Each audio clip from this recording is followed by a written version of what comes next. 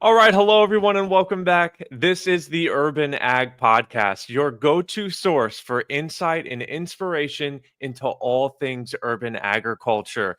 My name is Michael. I am your host, and today we're talking about the microgreen business. And let me be the first to tell you that when you eat something so fresh that even one bite just makes you question the quality of everything you've been eating, that's microgreens. I love microgreens. I run a microgreen business. I eat them literally every single day of my life. I actually learned how to grow microgreens from YouTube. But here's the thing, online, there is a ton of hype around the microgreen business as a concept that can kind of make it hard to tell what's real and what's just marketing. Is the microgreen business really that profitable? Is it actually easy to start? Or maybe is it a bit more complicated than people let on? Well, to cut through the noise, we have a very special guest, Andy Mussaw, who is an educator and entrepreneur in the man behind a beautiful 4,000 square foot microgreen farm called Fresh Source Farms. Hi, Andy. Welcome to the podcast. Thanks, Mike. I appreciate you having me on, man. This is awesome.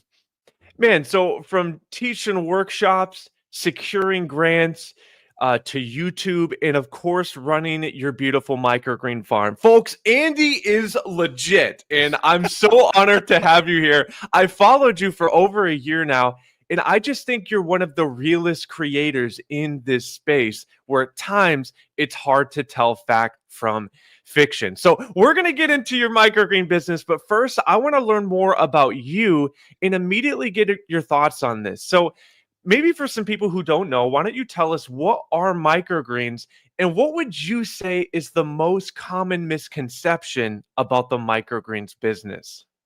Yeah, so basically, microgreens are just plants that are grown for, on average, about 10 to 14 days, maybe 7 to 35 days, depending on the variety. You're using the exact same seed that you would use to plant those plants outside in a normal garden. You're just only allowing them to grow for a short period of time. So you're not getting any vegetables, you're not getting any fruit. It's literally just the baby plant. It's one step past sprouts, which a lot of people are familiar with, but they don't understand where they go from there. Right. So it's just, that one little extra step, but you're still capturing it, before, but you're harvesting it before all the nutritional value is, kind of wasted on creating the rest of the plant. Hmm. So as far as like sprouts versus microgreens, the nutritional value is more or less the same, but you get more actual volume out of it in a microgreen form. So yeah, it's so much better for you. You can put them on anything, which is really nice. So Yeah. like I always tell people we make vegetables convenient. You don't have to cook them, you don't have to cut them up, you don't have to do anything. You literally just grab them out of a little pack, drop them on a sandwich, on a taco, on a pizza, you name it. It's pretty much however you want to use them. You're limited by your own creativity when it boils down to it. So good. And I think from misconception standpoint, there's kind of two different ways you can look at this. So a lot of people think you can make a ton of money growing microgreens, and a lot of people think you can make no money growing microgreens. There's huge variances between the two. And I think the people that unfortunately think that you can make a ton of money growing microgreens are listening to the people that are telling you that you can make a ton of money, making, growing microgreens, and that you just basically plant them, you sit back and, relax at your desk and wait for them to grow, and there's nothing else to do. And then they magically pop up and you make $10,000 a week. It's not reality. Right. It's still a job. It's still a business. You still have a lot to do. Can you get there? 100%, but there's also the flip side of it where a lot of people think you can't make money growing microgreens. And most of those people are folks that have no sales experience, no marketing experience, Hmm. no, experience running a business of any kind. They just got involved because they saw somebody on YouTube that said they could make $10,000 a week. And they were like, oh, that's easy. I'll just follow that. And then they start planting. They're like, well, what do I do with all this stuff? How do I Yeah. sell it? How do I even begin? And that's where Mm. they fail. So they just assume it's impossible. Yeah. So yeah, it's all over the map. But I think that's probably the biggest misconception is just the money making potential that it Mm. can have. Oh, what a good answer. I completely agree. And someone who loves microgreens, right? Who also has a smaller microgreen farm. I just know that, man, you want to set people up for what's realistic, right? What's Mhm. expectable. And so Oh, I love that. Such a great answer. So, what was it that originally drew you to microgreens, right? Was it that business aspect? Maybe it was something, nutritionally or something else. Yeah, so it was kind of a combo of a bunch of different things. Like my wife and I love gardening. We have about a 900 square foot garden in our backyard that we've done for years. She's the outdoor professional. I'm not. She knows all the plants to plant next to each other, all the organic ways to get rid of insects and all kinds of stuff. That's not me at all. I do the indoor stuff. So we wanted to. We'd been talking. I guess we've been talking for about maybe a year or two about starting some kind of a farming business. And while we live on about an acre of land, you can grow a lot of food on an acre of land. Don't get me wrong. There's a lot of awesome established vegetable farms that are around us. We have one of the best certified organic farms, in our county, probably in the tri-state area, Mhm. where we live. So it was like, why bother trying to compete with those guys that are already doing an incredible job? And so we thought, let's do something that no one else is doing from a farming standpoint. So May of 2020 is when we started. And if you recall, 2020 was a pretty eventful year when it came to Ooh, that was like right pandemic and before. COVID, and yeah, it was insane. So when that started in March-ish of 2020, they actually furloughed me from my regular job for about 3 months because they made these crazy high end machines, and they had their supply line was cut off completely, so they didn't need people to be in the office. Ooh, And I was one of the newer employees at that point, so I had 3 months off, and we were like, well, now's a good time. Let's see if we can make this work, with the intention of it just being a side business. Let's make a couple hundred extra bucks a week.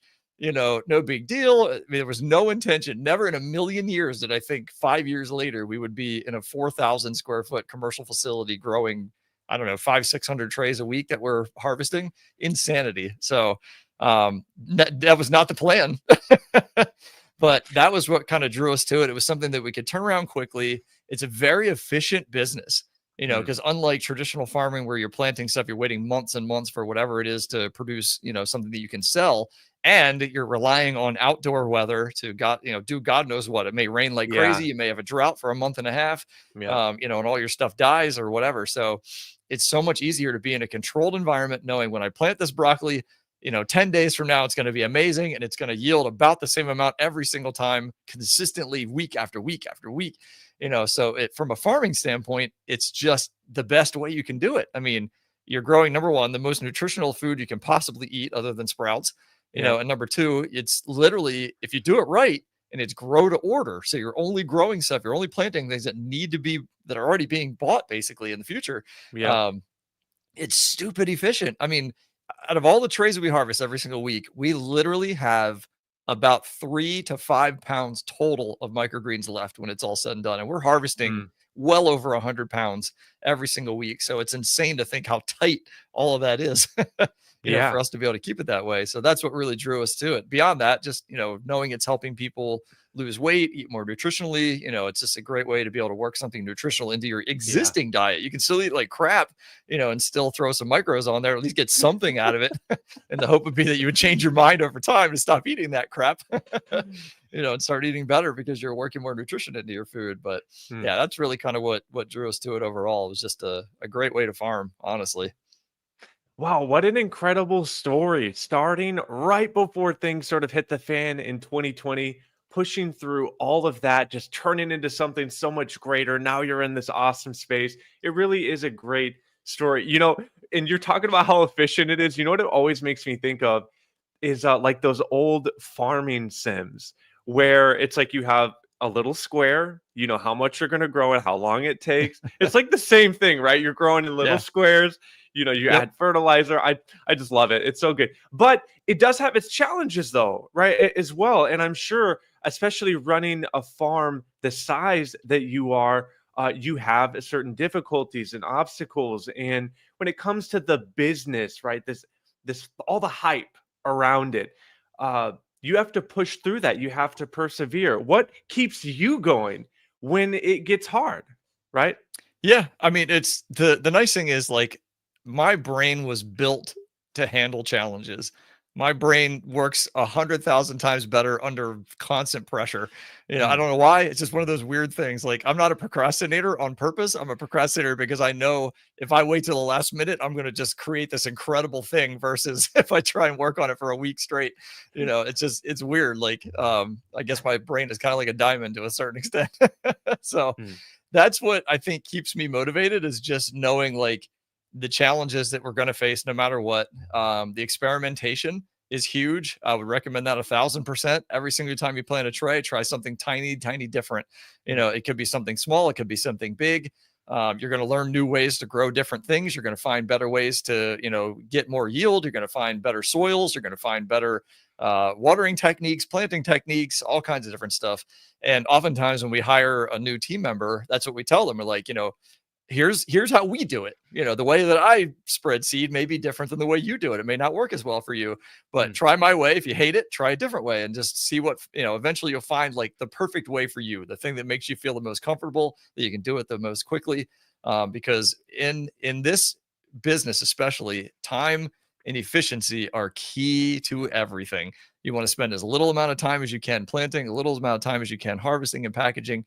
Um, and that was kind of like, I would say, from a difficulty standpoint, ironically, it was harder in the beginning, mm. because you got to remember, we started in 2020. All the restaurants were closed. All the farmers markets were closed. I mean, pretty much the only way you could sell was directly to people. And so we literally, I swear to God, we set up in our front yard. That's all we did. Every Saturday, we would take our live trays out front and we'd set up out there Amazing. and get people to stop by. I'd waved every single car that drove by, didn't care who they were. And, sometimes that was enough to get them to pull in the driveway. But that's what we had to do because there was no other option. So yeah, we had to claw our way up. But the biggest thing is just education. And that's where, like, having the Facebook groups that I run, doing stuff like this, and the other podcasts that I've done, it's really just helping other growers become a thing, because Mm, the more people that are out there talking about microgreens, the easier it's going to be for everybody to get involved and everybody to grow their business. Because the time we spent in this area, specifically educating the public on what microgreens are, allow a smaller microgreen farm to easily start, in our area, because now they don't have to go over that barrier, which is a huge barrier. yeah, yeah, When yeah, you're yeah, showing somebody something for the first time and they're like, well, that doesn't look like broccoli. And I'm like, yeah, but this is 40 times more nutritious than broccoli. You're like, yeah. whatever, man. And then you get them to try it and they're like, holy crap, this tastes like broccoli. That's the crazy thing. So it's like, that's probably the biggest difficulties, honestly. I mean, now it's Mm, pretty easy, honestly. My yeah. team, manages a lot of stuff. They do experimentation on their own. They're proactive in that kind of thing. So, it's Mm, really just more kind of managing the business overall now. That's probably more yeah. time consuming. I mean, I swear to God, I'm probably at the farm for maybe 11 to 13 hours a week at this point. My team handles everything else. That's I'm so home making nice. sales calls. I'm home following up with, restaurants and clients and things like that. So, but it's only because we had to claw our way to this point, Yeah. that I'm able to do that. But having that freedom is awesome. I mean, like, I can do stuff like this in the middle of the Yeah. day and not have to worry about it. Right, right. Yeah. Oh, you've earned it. You've deserved it, right? You're at the top. You're literally managing the business, right? It's so funny, right? I'll sort of say the same thing. Oh, I own a microgreen business. Well, really, I work it too, right? I don't necessarily own it, but you're like in the owner status. It's so awesome. But folks, did you catch what Andy just stated throughout the answer here, right? What keeps you going when it gets hard? Well, one, he enjoys it, right? He Yeah. likes what he does. That's such a key aspect here. But also, his business has a real mission, right? To provide people healthier foods, healthier options. He also mentioned how, I mean, starting during such a hard time like COVID, he's like, we're setting up in our front lawn. We're letting people know, we're tracking them down, right? Like, those are the types of things I feel like you don't get told a lot on social media, right? People just want to Yep. show you a pretty tray and then almost like a stack of cash, like, oh man, it just print money growing microgreens. That's not the way it is. And lastly, you also mentioned about being an educator, right? That's why Andy is a real voice that's going to tell you how it works, how it is. And there's other awesome things we are going to get into. But I got to go ahead and show everyone watching a cool shot from your farm. So this is from Andy's YouTube channel. Fresh, or actually, no, it's your name, Andy Mussaw. Yep. And look how beautiful this farm is, folks. He's showing us those trays and germination. You see all the different types of varieties. Andy, what type of microgreens are you growing here? It's a lot. We grow, I think we're pushing 30 varieties now. From like a commercial standpoint, basil, which you can see in the just underneath where my finger's pointing, that's one of our most popular ones. We grow probably, I think we've got about 170 or 180 trays of basil in rotation at any given time, which is insanity.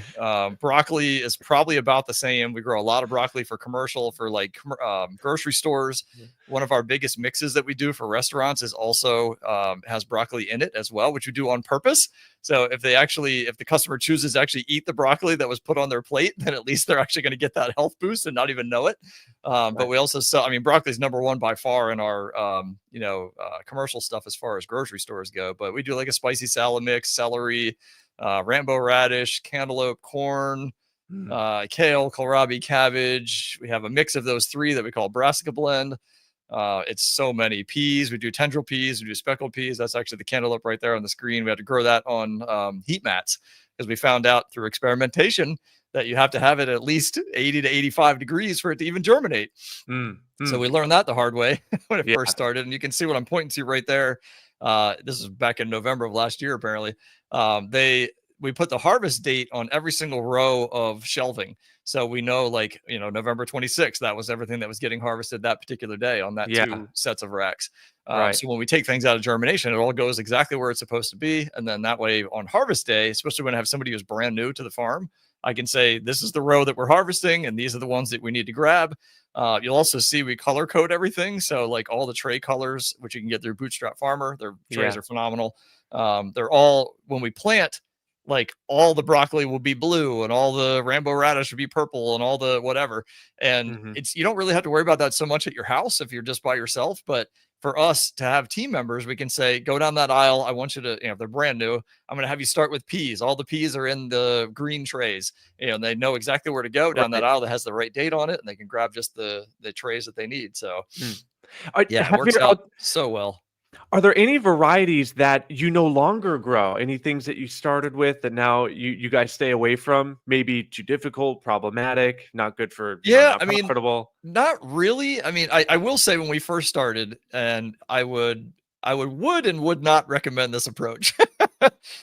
We bought a lot of very small packs of seed from True Leaf Market because that was the only one we knew of at the time, because it was obviously they're pushed everywhere. And I probably close to 30 varieties. And we thought, we're just going to plant all these, see what we suck at. And what we suck at, we're never going to do again. So whatever came up successfully, that was our initial, set of crops that we decided to go with. Wow. Because we didn't know anything. I mean, this is back 5 years ago. There was very little good information online to even learn how to do this. So totally different world online. That was part of why I decided to become an educator, because I felt like there was a lot of just bad information out there, where it was like, there's people that have very small farms trying to tell you how to grow a gigantic business, and it's just not, it's not accurate, so that's why I decided to get into the education space, to kind of really be that realistic voice of, hey, this is the actual reality of having a farm this size, and don't just assume that people telling you, hey, you're going to make $10,000 a week in the next 3 months. It's not real. So that's the one big downside to the whole thing. I'm not sure if we lost Mike or not. Oh, yeah, no, I'm here. I'm just bring you up to the big screen. Let people get to see you up close. Man, you're so real, Andy. Oh, it's such a breath of fresh air. Man, I mean, so like I'm in the microgreen space. I do have some videos about it. There's already like a ton of content on YouTube about how to grow. But I mean, I'm still learning. My farm is still small.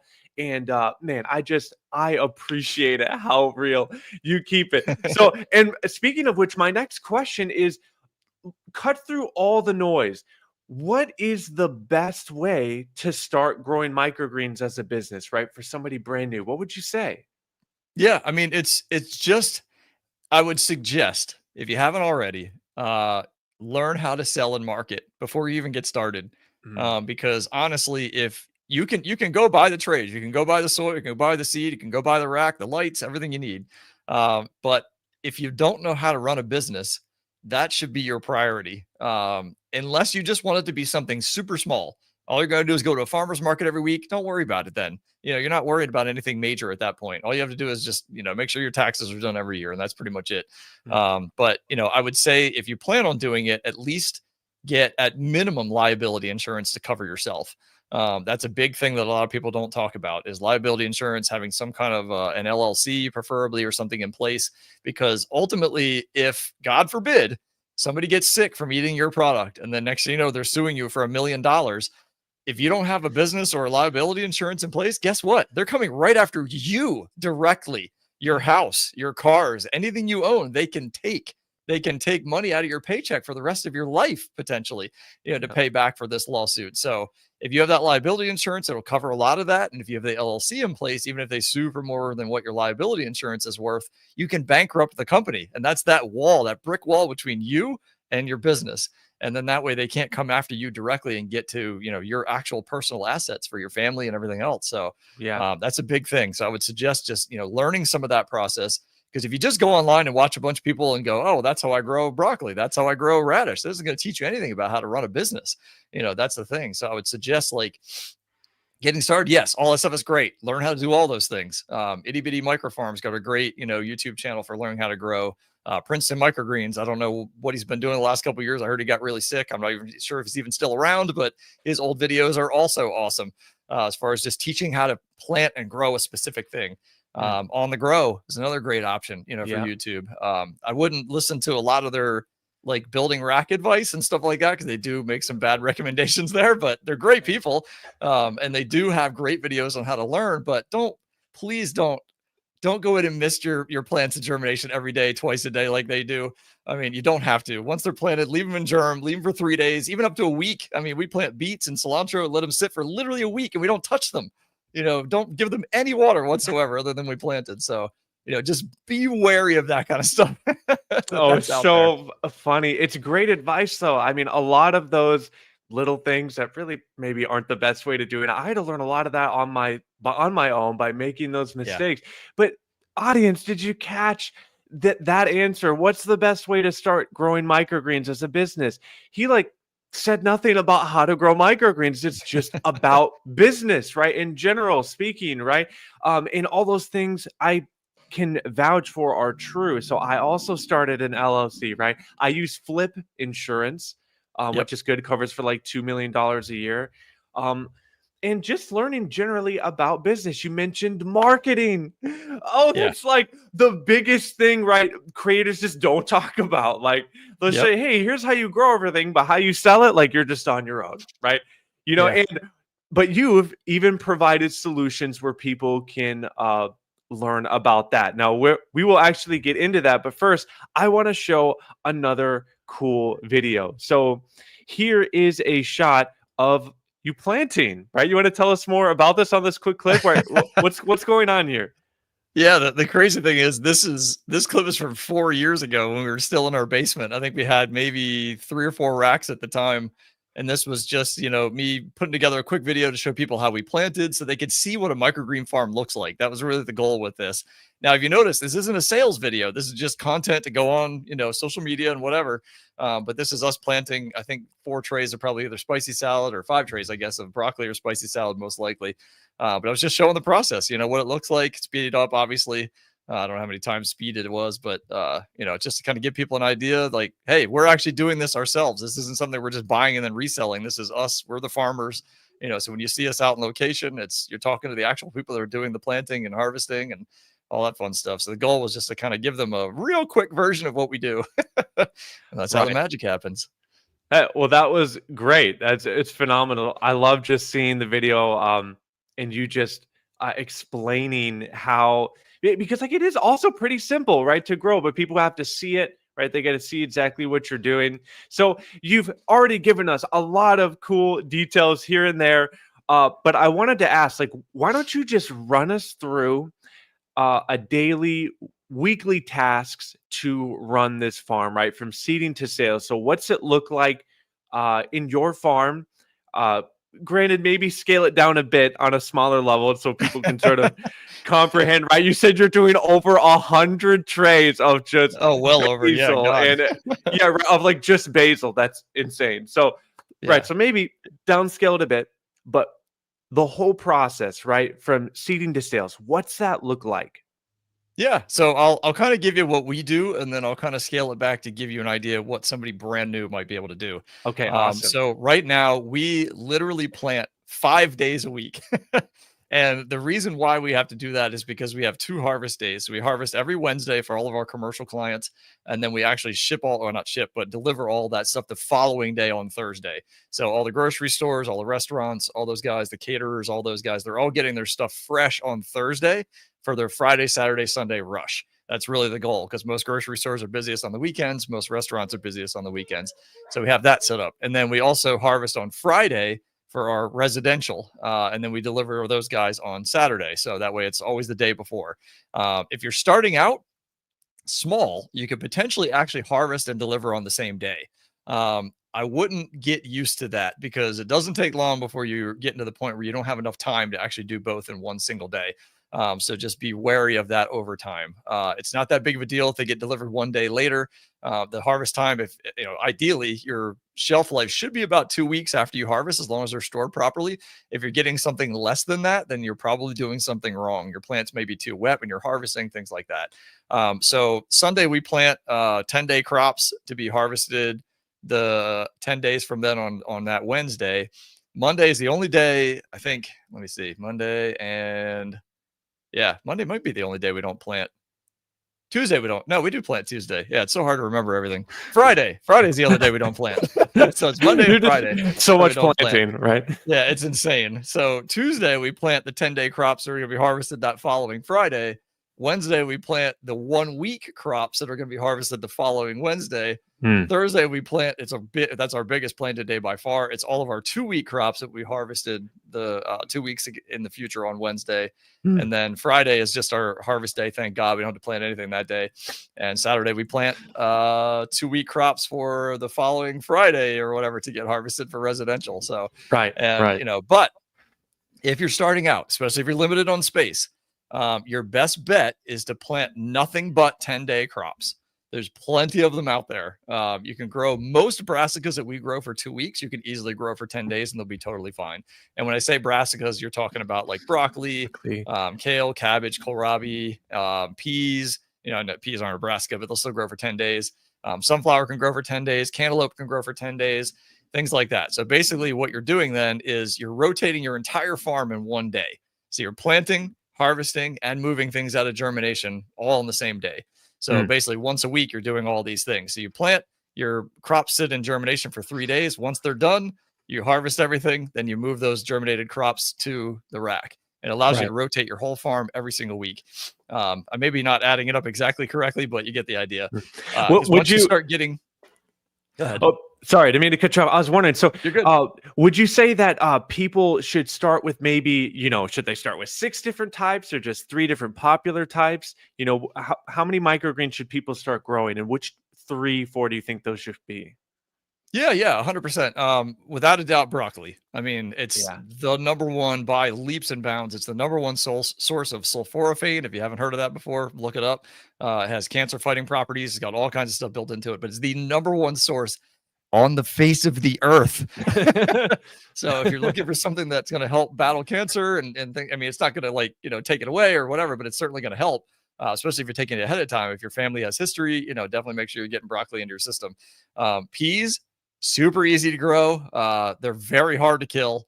I would recommend speckled peas. There's a lot of different ones out there. There's dun peas and some other ones, but the speckled peas are going to be the easiest.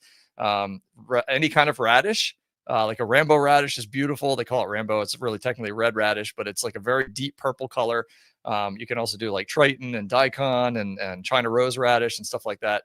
But the rainbow, I think from a chef's desire standpoint, and just a beautiful plant. I mean, it's beautiful. It's deep, deep purple.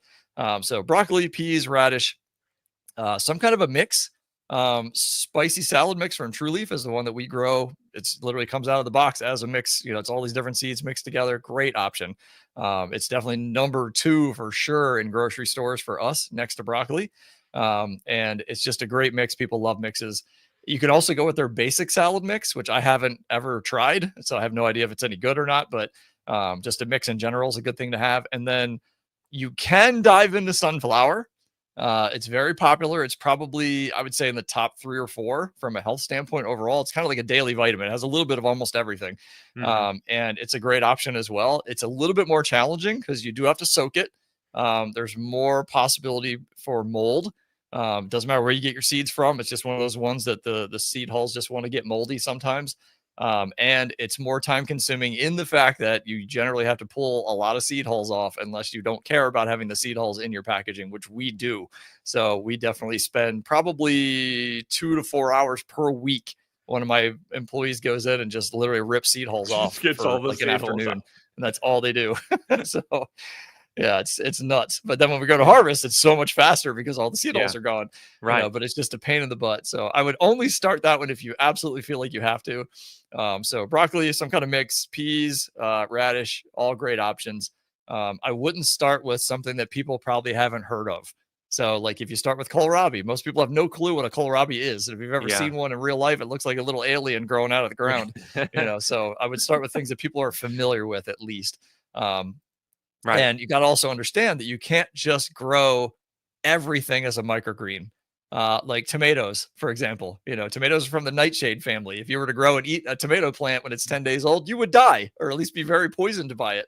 You know, so make sure you do your research to find out what can be grown as a microgreen.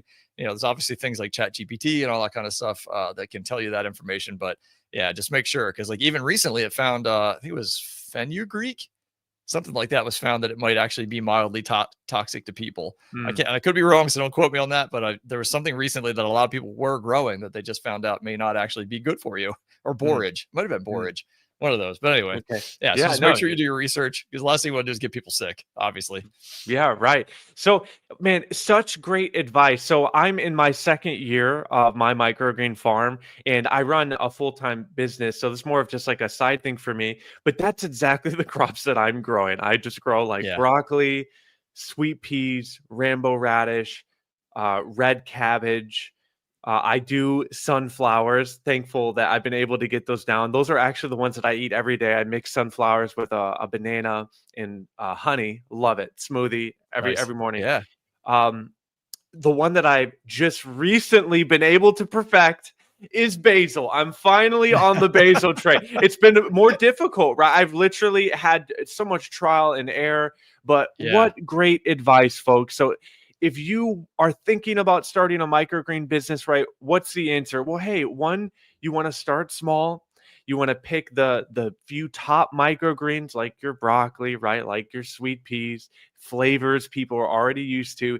And of course, understanding the basics of business to know that you're going to have to learn how to market, how to sell. All wonderful advice. It's just so good.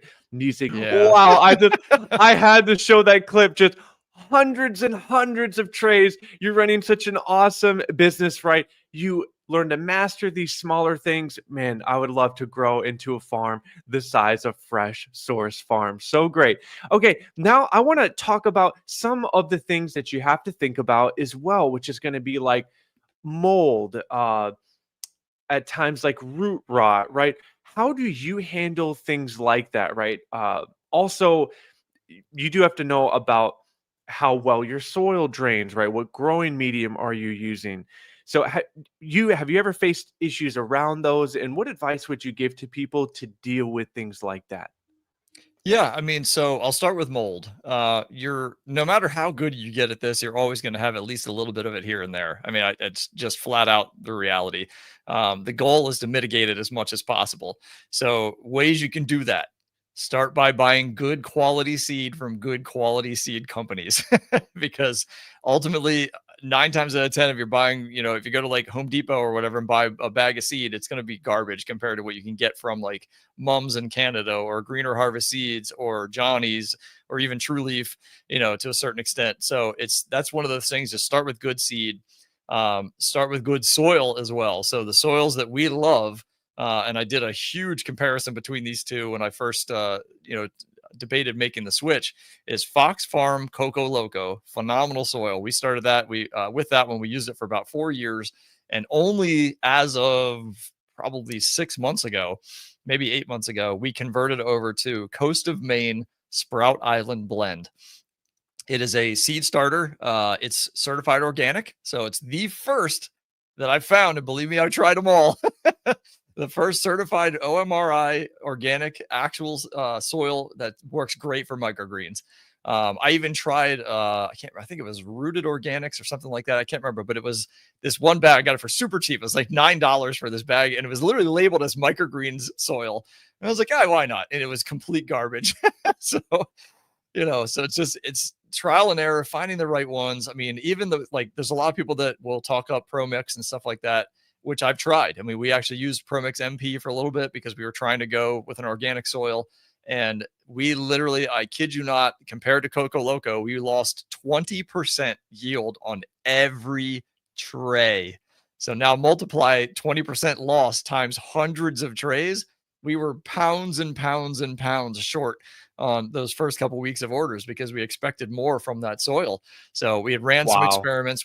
But thankfully we didn't run into that problem in reality. We would have if we didn't take the time to actually run the experiments. We knew it was going to be a little bit shorter, so we had to plant extra trays to make up for it, which was interesting. But I would say between those two, the Fox Farm Coco Loco and the Coast of Maine Sprout Island Blend are just the best as far as I've found. And a lot of people, when they first start, and we did the same thing because we were learning from, people online who we thought knew more than we did, to do Coco Coir, and just do ocean solution or some kind of, nutrient solution to go with, which is great to start. It's cheaper, but it's more labor intensive. And I think honestly, by the time you spend the time breaking the block apart, which takes like way longer than it should, and then mixing up the nutrient solution and feeding them every single day and having to literally hand scoop into every single tray because you can't have it come out of a hose easily unless you build in some kind of fancy nutrient supply into your hose system. It's just more time consuming. And we eventually got to the point where this is stupid. Why are we doing this? So I would suggest if you're starting out from scratch, avoid all of that. Just go straight to soil. You can buy those soils on Amazon, which I would not recommend because they're going to be way more expensive on there. Just try and find a local garden center that carries those in bags, preferably ones that are kept inside. That's another big mold thing that you can help avoid. It's also a big insect thing that you can help avoid because honestly, I think in comparison to mold, as far as difficulties in a farm indoors, especially, and I'm sure you run into this too, Mike, is just bugs. You're going to have little fungus gnats that are going to come out no matter how hard you try. It doesn't matter what you do. So your goal is just to try and mitigate that. But if you start with bagged soil, like good quality soil that was stored indoors, you're already in the right direction. And I would say beyond that, for dealing with gnats and stuff, just as soon as your stuff is harvested, get it out of your house.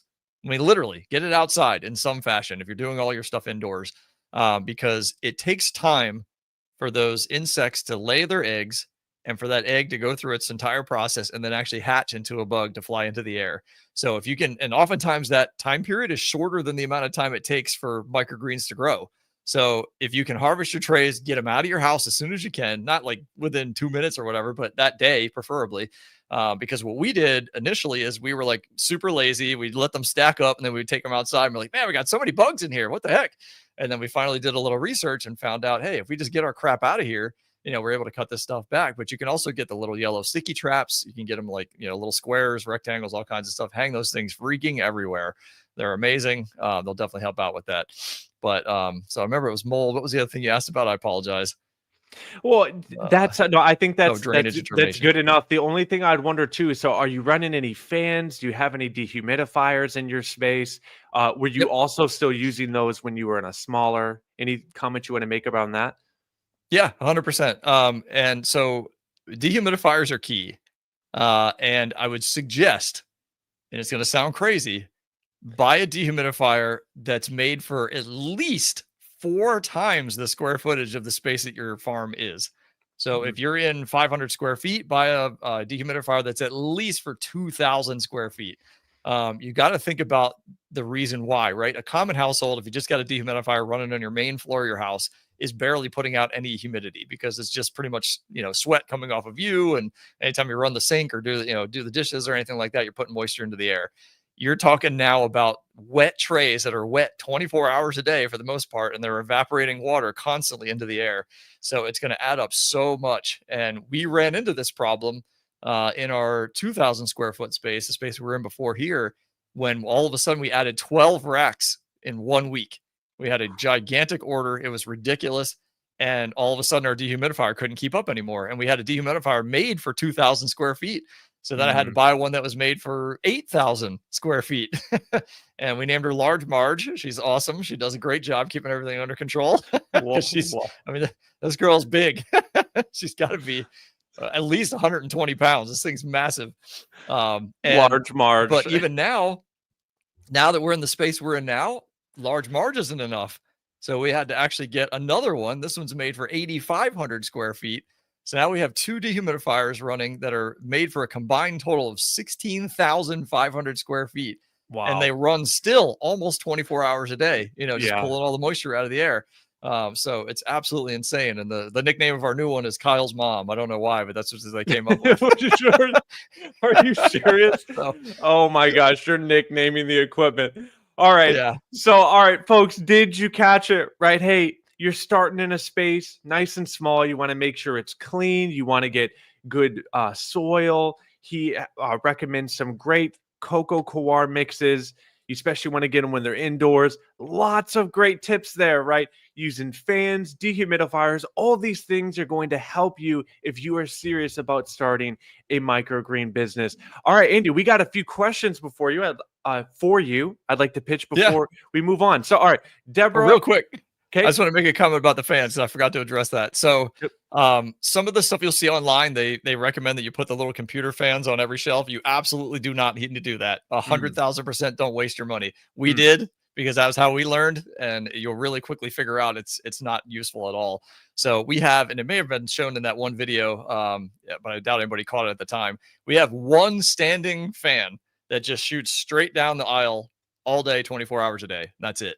So one fan basically can handle 8 to 10 racks by itself. And that's it. It's not oscillating. And there's a reason for that, because if you have it oscillate, when it turns to the left, it's blasting that one tray that's right there with air. And then it turns to the right, it's blasting that one tray right there with air. So guess which 2 trays are going to dry out insanely fast? Yeah, right. So those just 2 have it trays shoot right down the middle is just enough to keep the mold spores having to fly around, the little insects. It makes it harder for them to land. That's really what your fans are for. It's not necessarily to benefit the plants. It's just to keep, mold flying around where it can't take the chance of landing. Yeah. And you're bugging those little bugs. They don't want to fly in there because it's too, turbulent for them. Yeah. Right. So, right. I apologize. I just want to make sure. No, that's good. No, it's great advice. It really is. I also started with a clip fan on each level. And then eventually I just sort of realized, like, man, there's like a lot of fans. And you don't necessarily need that. You want to just keep the air moving throughout the whole room, right? Not just above it. And it's so funny because they will too, right? They'll dry out like instantly with the fan directly on them. All right. From Deborah Glover, thank you for the comment. Where did you purchase your weights for the trays? So I'm sure people noticed that. Looking here in the farm, right? You have some weights on there. Anything you'd like to say about that? Yeah, so I will tell you the weights that we've got, and we'll be able to see them there in a second. So if you want to pause it right there. And if pause. You can. Yes. Yep. All right. So I guess I can't really point to it, but where there's like a gray looking block on top there, that's actually just a paver it's a 15-pound paver. You can get them from Home Depot, Lowe's, any local place. Now, there's a little trick that we did that a lot of people don't know about. We wrapped our pavers completely in duct tape. Many layers. And the reason being is once you wrap them up, obviously all the dust that comes off those bricks is fully contained inside. If you were to drop one and it were to break or something, it's still all contained inside that duct tape. So I know it sounds crazy and it's kind of like a weird thing, but it's just for cleanliness purposes. We don't want pieces of concrete falling into people's microgreens. So we just wrapped them all in duct tape. You can wipe them down really easily. I mean, you can really wrap them in anything you want. If you have like a giant heat shrink machine or something, you can do that. And then the ones that are just to the right of that gray one there, it's actually it's from a weight stack machine. So we had like this, workout machine at our house that we never used. So I took it completely apart, and all the weights that were on the weight stack are actually what we use. And they're great because they stack super nice. Yeah. Okay. And they're all contained. It's probably got sand or something on the inside. I don't know what it is, but yeah, I mean, the ones from Home Depot, Lowe's, they're super cheap. Just make sure you get, I don't know the exact size, but obviously they can fit inside of a 10 by 20 tray. Right. So I would say they're probably like maybe 8 by 10, something like that. Or 8 by, has to be longer than that. I don't know, but as long as it fits inside of a 10 by 20, you're good. Yeah, that's where we get the weights, just from Awesome. Home Depot or Lowe's. Super That's easy. good. Yeah, I did the same thing. I got some weights from Home Depot, but I haven't wrapped them in duct tape, so there are still some. So, but you're right though. They're like a little particles on the outside. It's like sort of dusty and misty. So it's Yep. so true. The smallest details, Andy. You got them. Great advice. All right, next comment here from Waco Mind. He says, "Does it take a permit to do?" Great question. Yeah, it is a good question. And that literally is going to vary all the way down potentially to the county and or city that you live in. I would talk to your county's Department of Agriculture at minimum. And if you have to, talk to the state Department of Agriculture, because some places require different permits for different things. Maryland is pretty easy where we live. So all I had to do is basically just register us as a farm, which is actually good because it opens up opportunity to be able to do other things. So if the state knows that you're farming, then they're like, oh, well, I can give these guys grant opportunities, or I can give these guys the opportunity to work with the school system or other things, because you're registered as an actual farm in the state. So there's benefits to doing that. Now, the permitting process can also, from a health department standpoint, kind of limit you or allow you to do certain things as well, like mixes. For example, if you, like we do a mix for restaurants, we mix in Rambo radish, broccoli, and some amaranth, a little bit of amaranth. We can harvest those separately, and legally in Maryland can actually mix them up and sell them as a mix. Whereas like Mike Hicks from Itty Bitty Micro Farm in Chicago or Illinois or whatever, he can't actually physically mix products together. So when he does his mixes, he has to literally place them in the packaging next to each other. He's not allowed to actually physically, it's so stupid, but he's not physically allowed to actually mix.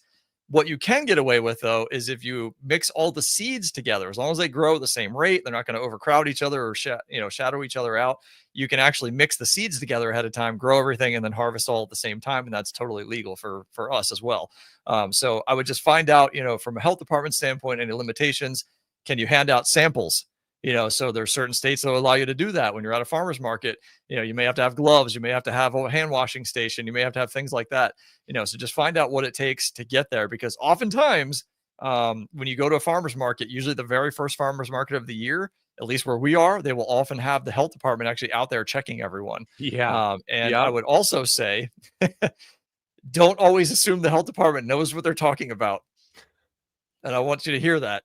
Don't always assume the health department knows what they're talking about, because oftentimes they have no clue what microgreens are. They don't understand the process. They don't realize it is a single cut, one cut produce. It's no different than cutting a tomato off of a vine, a cucumber off of a vine, anything like that. If you start processing it, so like if somebody were to buy a cucumber from you, you cut it off the vine, there's no processing involved. You just hand it to them. If they say, I would like that cucumber to be sliced up, now you're processing food. Now you need additional licenses from the health department. So as long as you're just one cutting that microgreen, which you should be doing anyway, you're not washing it. If you wash it, then there's additional things you got to deal with. So sell it as a raw agricultural product that was one single cut.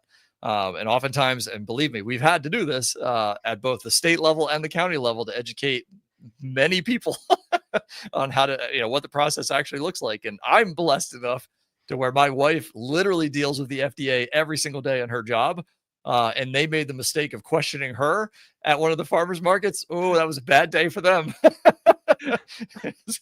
She's like, well, show me what the regulations are. And they were like, and they walked away, and she pulled it all up, had it ready on her phone. They came back. She's like, well, see this says we can do this, and see this one, this says we can do this. so yeah, don't always assume they're right, because oftentimes they have little to no knowledge when it comes to microgreens. They assume they're sprouts. And that's also a big problem, because sprouts are heavily regulated. Microgreens are not, so make sure they understand the difference and all those kinds of things. But yeah, talk to your Department of Agriculture at your county level, your state level, you'll be in good shape. Oh, wow. Folks, in just a few minutes, he gave you the info that it took me months to figure out. And so I live in New York. The way New York works is that if you market them as ready to eat, Yes. then you need like a food processing license, right? But if they're washed to eat, then it's just like any other agricultural product. It took me so long to figure out, and I finally figured it out by what? Doing what you said. Call your local agriculture, find out from them, right? And then even test them. Look online, try and, if you have to, chat GPT it. Oh, it's such good advice. That was actually a real point of frustration for me because I was serious about starting a business, but I just couldn't figure it out. Like, do I need a license? Do I not need a Yeah. license?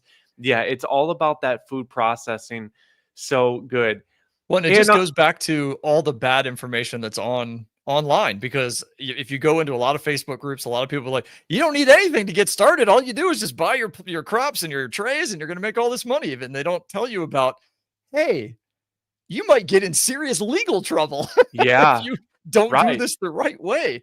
And Yeah. that's the thing that's really frustrating. And that's again where like, I wanted to come into this space to help people not go through that. Mm. And I want to make sure, and I'm going to throw this out there for towards the end of the video, or however you want to do it, but I want to give people a really good marketing tactic that will literally cost them nothing out of pocket. So if you remind me towards the end, or the comments can remind me at some I point, will. I want to talk about that at some point, just to give you guys a great way to start. And it's nothing like I'm selling or anything. This is just stuff that already exists that you can take advantage of. So I do want to get that in at some point, but we can do it at the end. Yeah, we're gonna get to it. We're just summing up all the basic things, Andy. Oh man, I so appreciate your time and your experience. We're gonna get Yeah. into some of the more advanced marketing stuff. Few things here, quick. Anonymous, thank you for the $5 super chat. Really appreciate you supporting the channel. Okay, so one of the awesome things that you have done, Andy, is now you actually offer some products to microgreen farms. Awesome tools, awesome hacks. I want to go ahead and show one of those, and then I would love if you just share some of your thoughts about them, why you did that, and how they can Yeah. help farms. All right, so let's go ahead and throw this up. Tell us, what are we looking at here?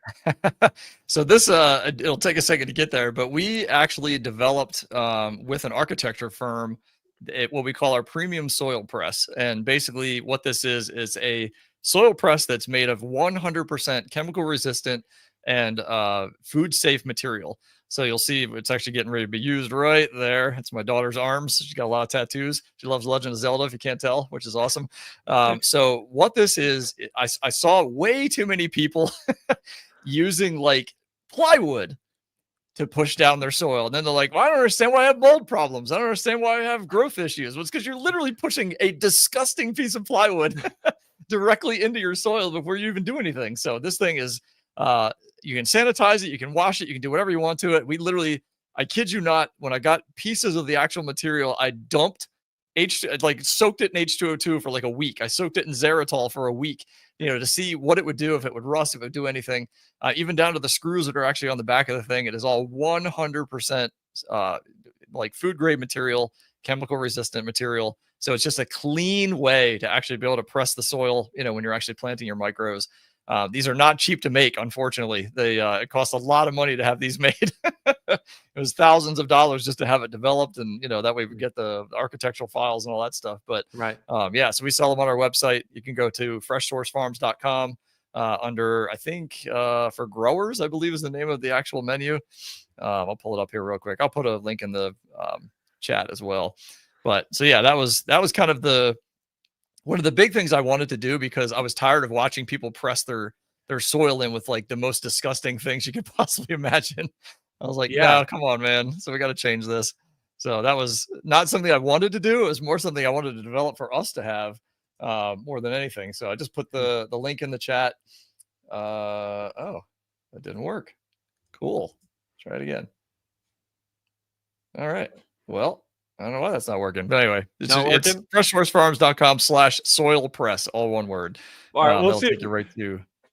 We'll see if we can get that put into the description later. I thought that was so cool, right? So now you're not just being an educator, you're not giving people all the ins and out. You're not just giving them a real expectation of what it's like to do business, but you're also giving tools and tricks and little hacks and things to help people do it better and more efficiently. I think that is so awesome. Okay, before we move on to some more advanced stuff, chat, I hope you're enjoying this. We're about to fire even more unique questions to Andy, and please show him some love in the chat for coming and doing this for us. It's so awesome. Okay, so last question for this. Is there any specific advice you would just give to people who are serious about starting a microgreen business, right? What if it was only one or two things, what would you tell them? Yeah, I mean, like I said earlier, the business side of it, educate yourself on that. I mean, as much as you can. That's really going to be a big key piece. And then from there, it's just, get a coach early. Don't wait. Get a coach early, whether that's me, whether that's Mike Hicks, whether you work with Mike here, whether you work with Josh Shaver. I mean, there's so many great guys that are out there. And I would say get a coach that's going to be realistic and also not be like, it's my way or the highway. Because I see that a lot. There's certain coaches that are out there that charge a decent amount of money, and it's like, well, this is the only way you can do it. These are the only trays you can use. This is the only soil you can use. If you use anything outside of that or do it any way other than my way, you're wasting your time. So find somebody that can help you, and find somebody that has an established business that isn't just growing 1 or 2 racks in their house. Those are the people you want to talk to, especially if you really want to make it big. Find people that have gotten into commercial space, that have moved out of their house, that are actually doing something, that have hired employees, and when it boils down to it, those are going to be the ones that are going to be able to help you forever, not just initially. If it's a little tiny farm and you're getting coaching from a little tiny farm, once you outgrow that farm, then what? Now the students become the teacher, and then that resource is burned, and now you got to find somebody else to work with. So that's probably the biggest thing, is just find a coach early. It's going to save you months, if not years of time learning things the hard way, breaking down and trying to figure out how to build racks, how to grow different things, how to market to restaurants, how to talk to chefs, how to do all this stuff. It's like you can waste all your time trying to figure that out and fail over and over again, or you can just find somebody who's done it already and talk to them, and get that advice. And that's what this is about. I mean, it's literally, if you didn't, think how much just Mike has learned from this already and all the struggles that he talked about, what he had to go through, so hopefully you guys are taking a lot from this, but that's probably the biggest thing, is just learn the business side of it, learn how to market, learn how to sell.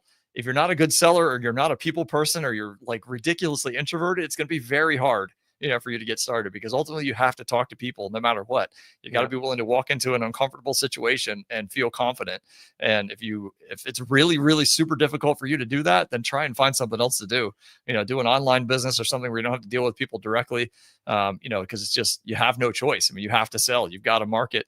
And I try and encourage people all the time too, to just get yourself out there, put your face on camera. It's hilarious, because where we are, people don't know who we are. They don't know our farm is like internationally known in the microgreen community. They just know me as Andy, but when I was posting a bunch of videos when we first started, before anybody even knew who we were, we had 5,000 followers on our Facebook page, 5,000 on a little tiny microgreen farm in the middle of nowhere, Maryland. But it was because I was out there every single day doing live videos and posting content. And, literally we got recognized numerous times. We'd be out to eat, and my poor wife, people would be walking by and they'd be like, "Oh my God, you're the microgreens guy." I'm like, "Yeah, I'm kind of, having a dinner with my wife here."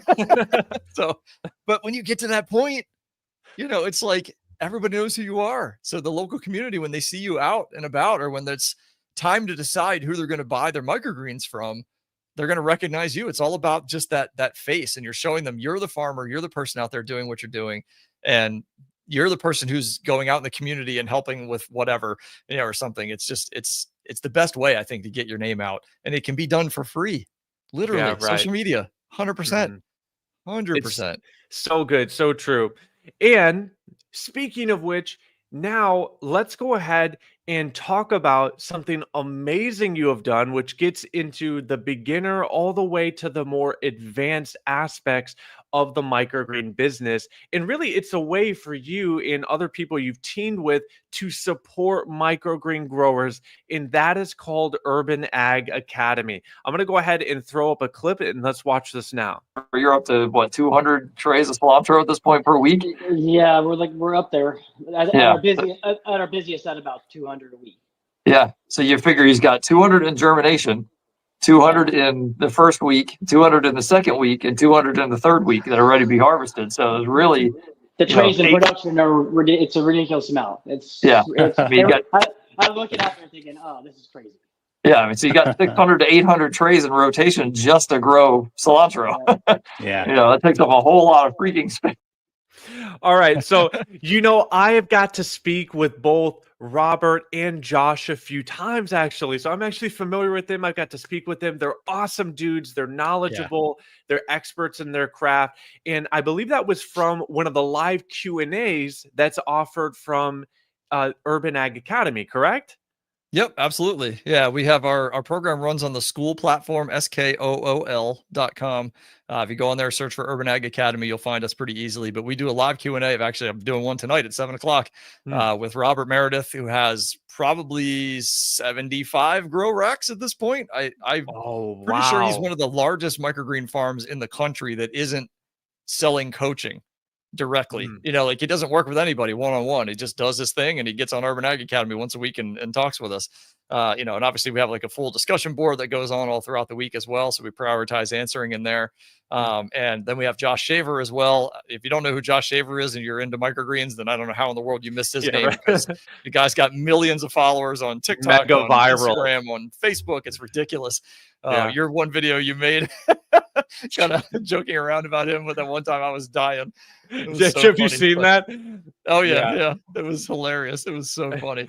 But I mean, you know, 3 very, very established, you know, businesses, and we all work together, you know, in Urban Ag Academy.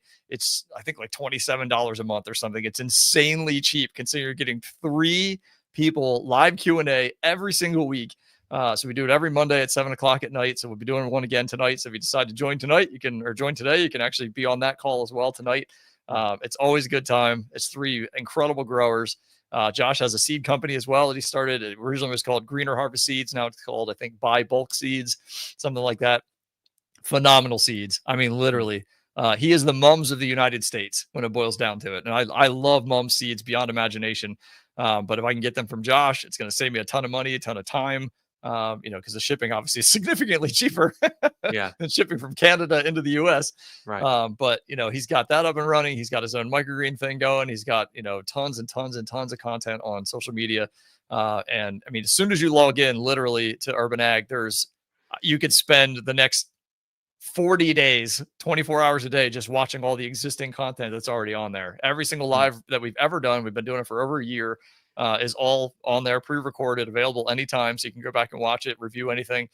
We post new stuff all the time. We have grow guides on there for a variety of different things. We have templates on there.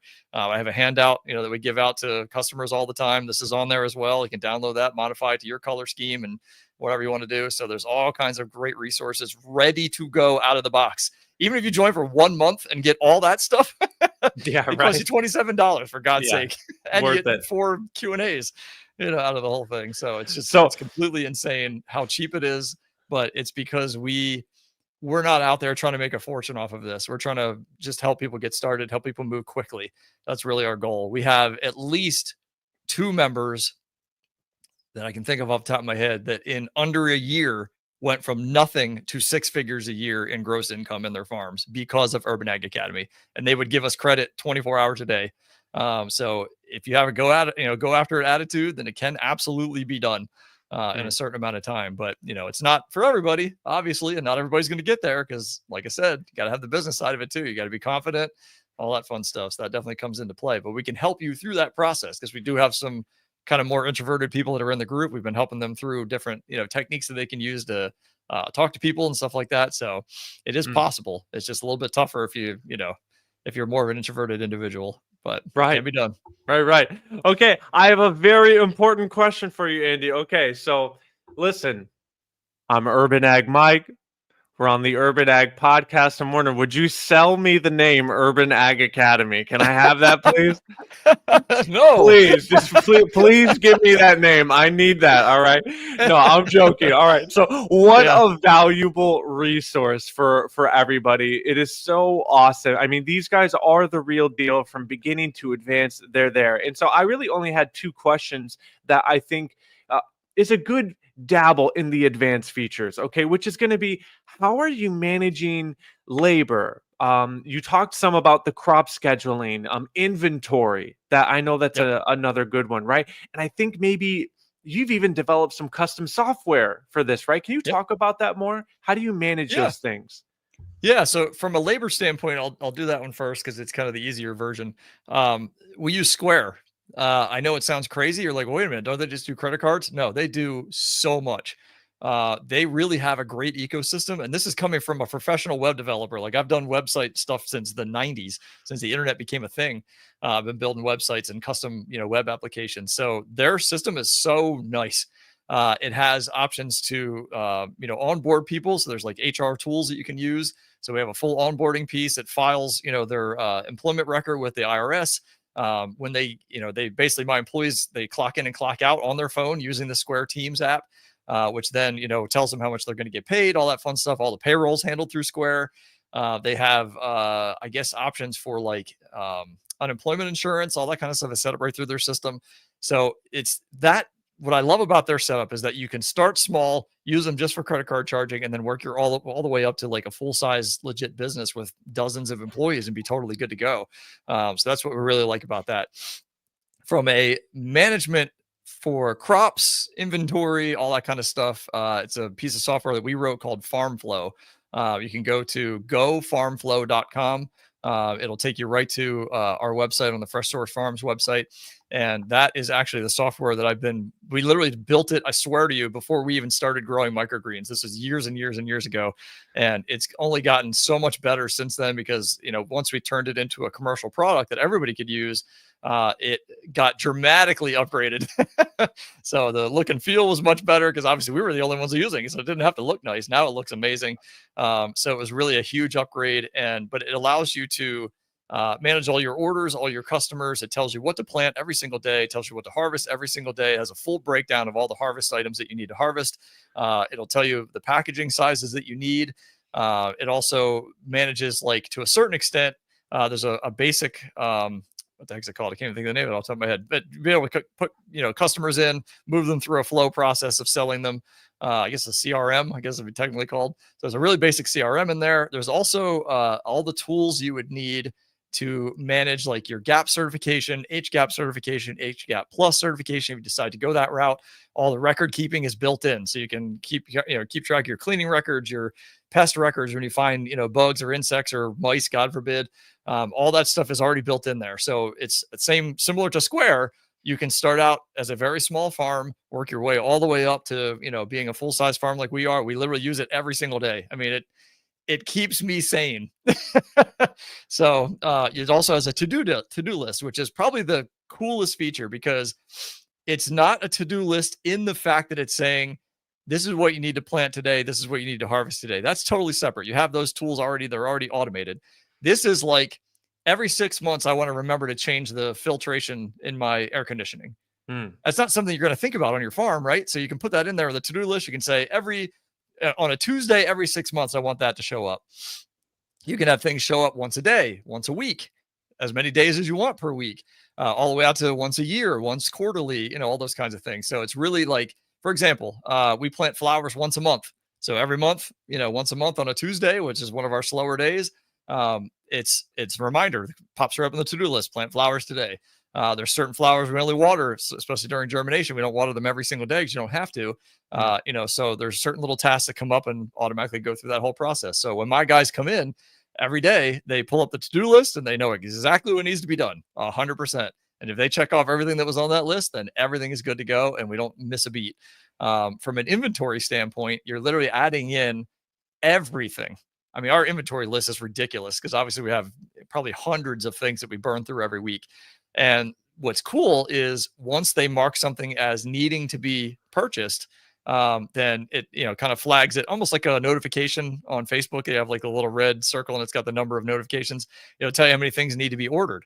What else is cool is you actually have seed tracking built in.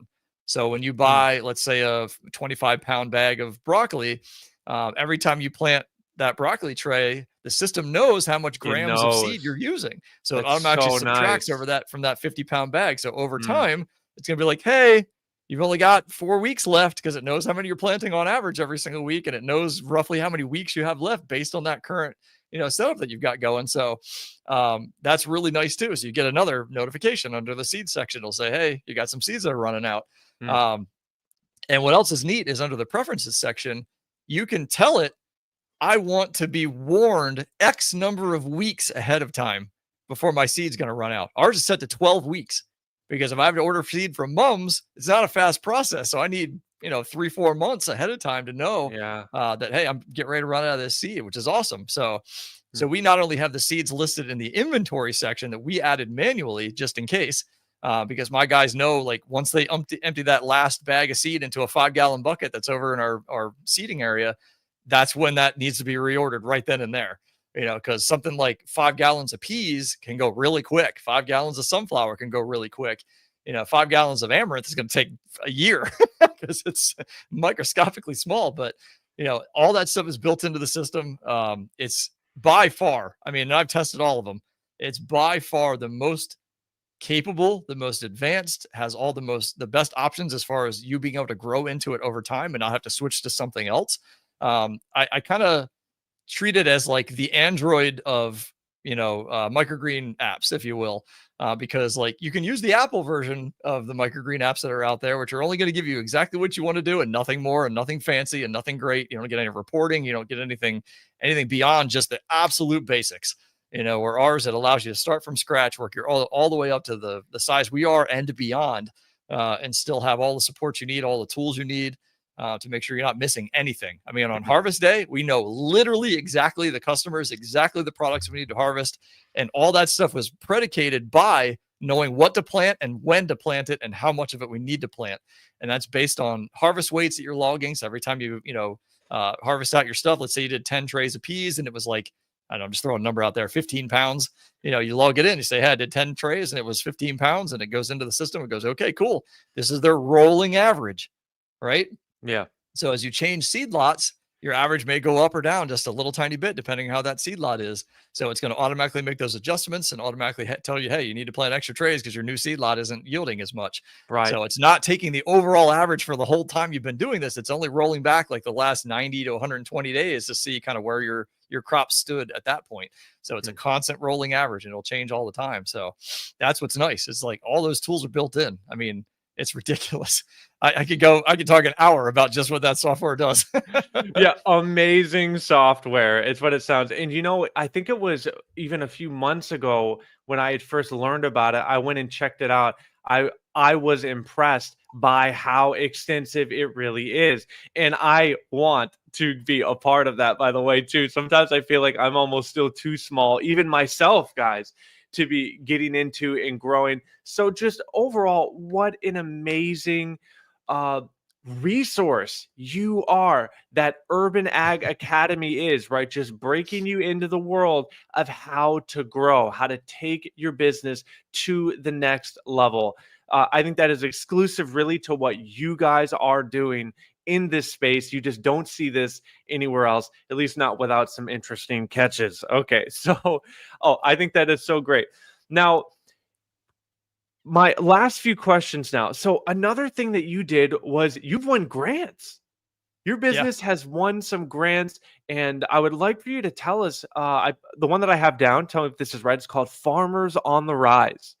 And how did that grant help you? How did you end up using that? And do you have any advice for other small farms who may be trying to find funding like that for their microgreen business? Yeah, absolutely. We've won, I think, 4 grants so far. We're hoping to find out literally this month if we've won a 5th one. This one's for $100,000, which would literally be life-changing for our farm. So, they're out there. It's a federal grant. They're going to be a lot harder to win, obviously. So I would recommend, and going back to where we originally started with who you contact first when it comes to permits, talk to your local Department of Agriculture, talk to your local Department of Economic Development, find out if they have an ag person in any way, shape, or form, get in touch with them, find out who they are, get on lists, email lists of grant opportunities. And a lot of that can be done through the Department of Agriculture. There's also grants that are sometimes given out through like ag-based banking, setups, like places that specialize in farm loans and things like that. Oftentimes they'll have access to grants, or they'll be the ones that are awarding the grants. So the one that we just won, I guess it was in November or December of last year, it was $10,000. And it allowed us to buy a potting machine. And this thing is no joke. It's an incredible machine. It's made by a company called Stilt, STILT.pro, I think is their actual website. Amazing piece of equipment. It was about $11,000. So even the grant didn't cover the whole cost, but it literally took the process of preparing a tray for being able to be planted. So you're talking, dumping the soil in, hand spreading it, getting as flat as you can, then pressing it, obviously, which was about a minute roughly by hand, by the time you scoop it out and do everything that's involved, down to about 8 to 12 seconds per tray. So, for example, on our 2 biggest planting days, Sunday and Thursday, I had 2 people working every day because it was so labor intensive. Now I have 1 person working on Sunday and Thursday, and they're getting done in 1/3 of the time that it used to take 2 people to do the exact same amount of work. That's how much this potting machine made a difference for us. I mean, this machine is massive. It's like 900 pounds. I did an awesome review on it on my YouTube channel. If you guys want to check that out as well. In fact, Stilt actually used our review on their website and their marketing because I thought it was so good. But it's an incredible piece of machinery. But that's only because of that grant. I mean, it's not easy to come up with 11 grand to just spend on something. So if you can use it, through an equipment grant or something like that. But yeah, talk to your local Department of Ag, your state Department of Ag, get on their email lists. And if you can find any other options as far as like your Department of Economic Development or any other place, even your GAP certification instructors for your state, I get an email every single Monday morning, almost every week, with some kind of grant opportunity from the person that does GAP certification in our state. So find those resources, get involved. I would highly recommend starting with the small grants, $1,000, $2,000, $3,000, anything probably under $5,000 is going to be a whole lot easier to win because you're likely not going to have to apply using a grant writer. So when you start getting 10,000, 100,000, 50,000, you almost have to hire a grant writer, unfortunately. And oftentimes, when we got our $10,000 grant, we hired a grant writer. It cost us $1,000 just to have the grant written. So out of that 10,000, we had to give 10% directly to them. For the $100,000 grant, it cost us $4,500 to have this grant written. Because obviously it's a massive grant in comparison. So lots of time, but our chances of winning are significantly higher because we hired a grant writer than if I were to do it myself. They know the keywords, they know the right word, ways to word things. They've done this a million times. So it's worth it. And in the long run, even though we've spent at this point $5,500 on grant writing, we've won close to $30,000 in grants already. So would you spend $5,000 to win $30,000? Yeah, that sounds like a pretty good trade-off. Yeah, right. And if we get this $100,000 one, it's going to be literally life-changing. We may double our farm in the next 4 months, literally, which is crazy to think. So cool. I say that with adding 0 new team members. 0. Double our farm with 0 new team members. And that's the beautiful part because you don't have to worry about training new people. They're already established. They already know everything. So to get like automation equipment, like seeding machines and harvesting machines and things like that are going to speed things up dramatically. That's where that really comes in. So yeah, it's crazy. If we win that one, it's going to be monumental for our farm.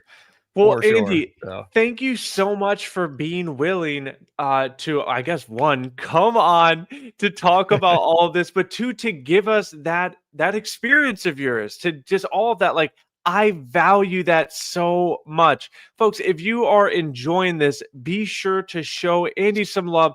Go to his channel, follow his channel, check out Urban Ag Academy, go to his website. Like, these are the types of people you want to be around if you want to excel in the microgreen business. That's just such unique information, I find. Just, man, you're winning these grants. How do you do it? Oh, well, you need a grant writer. Like, oh man, like what do they say? I heard this guy say it once. I think it was Mr. Beast. He said that. Do you know who that is? On YouTube? Yeah. Mr. Beast. Oh yeah, he's like one of the most popular guys on YouTube. Yeah. So he said that consulting is like life cheats, like a video game, like life hacks, right? Like consultants. That's what you're doing, folks. Andy is just giving us his experience, and I so appreciate that, Andy. So my last question for you would be, what's the best place for people to follow you, to stay up to date, to see what you're doing on across the world, the digital world? Yeah, I would say probably the easiest place is on my YouTube channel. Just, look for Andy Mussaw. Super easy. I'm really the only one. I don't think I'm the only Andy Mussaw on the face of the earth, honestly. Find me on Facebook and Instagram. I got my little tags under my name there. You can find those. So at A Mussaw, at Andy Mussaw on Instagram. I'm working on starting a TikTok. I was trying to avoid it, and it's just gotten to the point where I'm like, I really need to have this, and I don't want to, but it is what it is. But I would say on Facebook, I probably post the most.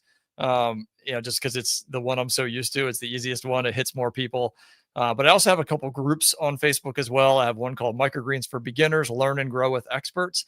So if you're brand new, you can jump into that group. I have a lot of, literally when I started the group, the whole point was to get experts in there to actually answer questions. Because what you find a lot, especially in some other microgreen groups, is it's beginners answering beginner questions. So they're getting it. There's a lot of bad advice, a lot of bad information flowing back and forth. So I've got that one. And then I have another one called Microgreens Entrepreneurs. I can't remember what the rest of it is, but if you look up just that, you'll find it. It's pretty straightforward. And that's another great group. And on my YouTube channel as well, I did a video on those two groups that you can easily be able to find them there. But yeah, I'm not super great about, posting on social media as much as I should. But I mean, don't hesitate to DM me on any of those things directly. I help everybody. It's not a big deal. I may not get back to you right away. It just depends on what I'm in the middle of at that time, but everybody will get a response. And if you wanted to work with me one-on-one, there's options for that on my website, freshsourcefarms.com. Just go to the For Growers section.